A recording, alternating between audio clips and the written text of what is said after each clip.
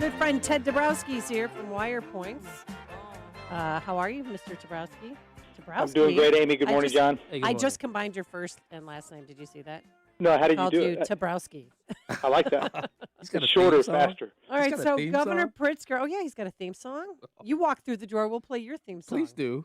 We got to come up with a theme song, though, Yeah. in order to We'll play figure one it out. for you. We'll figure it out. Governor Pritzker tweeted out the other week, a few days ago, I think, about we are going to end voter suppression in Illinois. And then I tweeted back, can you give me an example of voter suppression in Illinois, please? And he did not respond. So what's the real voter suppression look like in Illinois? Well, Ted? yeah, I mean, we've seen Biden and we've seen the legislature or the federal Congress try to federalize our elections, and in so doing, trying to put more and more controls and limit what states can do. But I think study after study proves that there is no voter suppression. And if you look across ethnicities, races, states, and all that, you'll find that participation has been increasing over time. And so at Wirepoint, we were looking at something. We said, well, wait a minute, here's the real voter suppression. The stuff they're talking about is not true. The real one is you look at local elections, and this really matters because when we're talking about our school districts and all the things that we've talked about on your show, whether it's CRT or the mask mandates or so many things, school elections, local elections, and even city elections matter.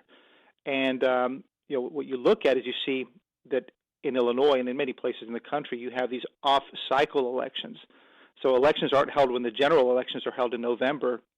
Instead, they're held in April throughout the state. In Chicago, they're held in February, and on off years. And what happens is that very few people turn out to vote. I'm looking here right now at the last election for the mayor of Calumet City, which is a city that struggles in so many ways. Right. For the mayor, there were an 11% turnout. When I look at Homewood Flossmoor's elections for the school board, a 19% turnout. Wow. Even in Glenview or someplace like that, it's a 16% turnout for president of the village.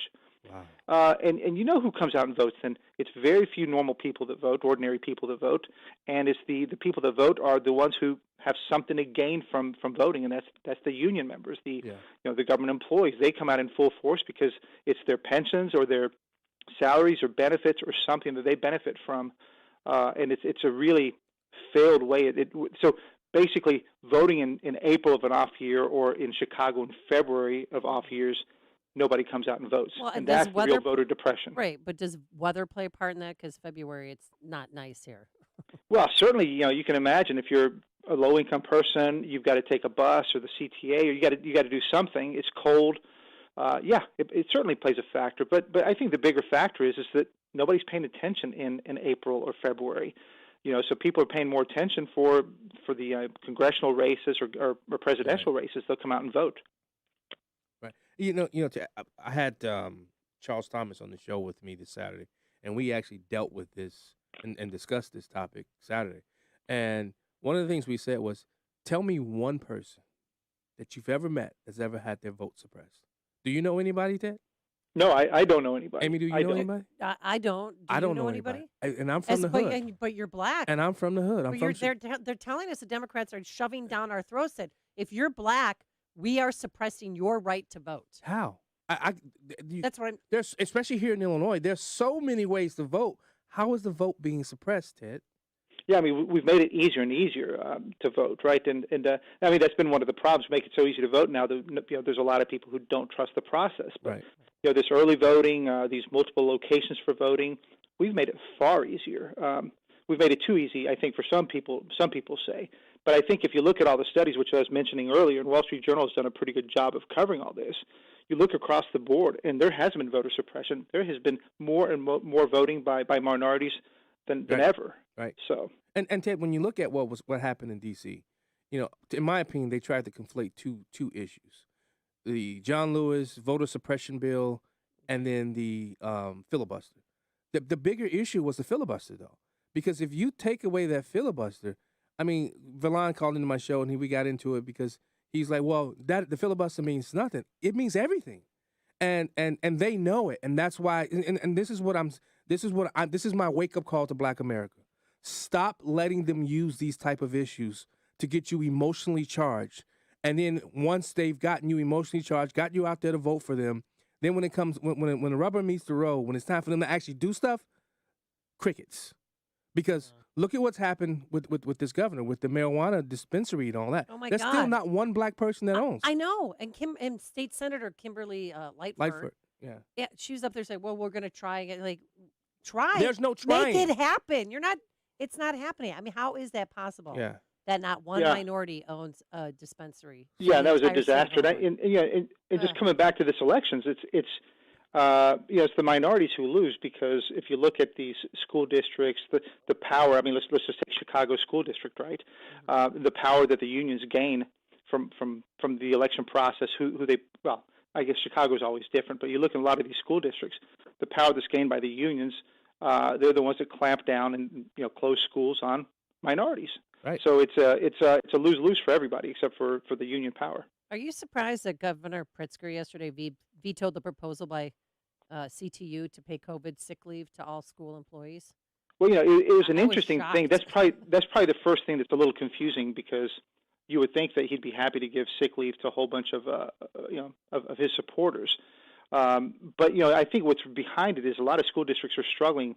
Most people don't know this, but teachers in Illinois, most of them get about 15 days, up from 12 to 15 days of sick leave, on top of their holidays, which of course they get, and of course of the summer time off. It's 16 weeks a year they don't work, with the summer off and the holidays. Right. So you're talking about they get 12 to 15 days, and they can accumulate those days throughout their entire career if they don't use them. So most of them accumulate up to 2 years worth of sick leave, and they turn that in as 2 additional years of service for their pensions. So it's really valuable. So a lot of teachers didn't want to lose that benefit, and this is why they're fighting for more. But this would be really expensive for school districts if they had to give even more days off. I think the school districts were losing too much power. So, but Pritzker says he wants to agree to it if the teachers are vaccinated. So, don't be surprised if there's a new thing that comes his way that most teachers will get their way. So they wanted, if they had COVID-19, they did not want that to count as a sick day. Right. But right. Okay. And so they could maintain their sick days and use those to get more pensions. Well, we had some good news for the Unmask Our Children crowd out there.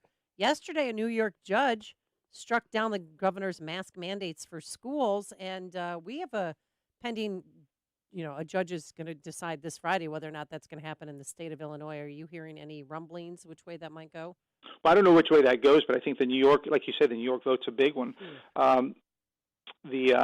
The federal judge there, the state Supreme Court judge said that the health department didn't have the legal authority to do this mandate, which is big news. And he said that the judge said that the mask mandate should have been approved by the state legislature. Well, it's about time we hear something like that. We've been saying that forever. Why does the governor, through health departments or ISB or something, get to implement all these things? And the sad part is that we don't have a court that would support the ordinary people like they did in New York.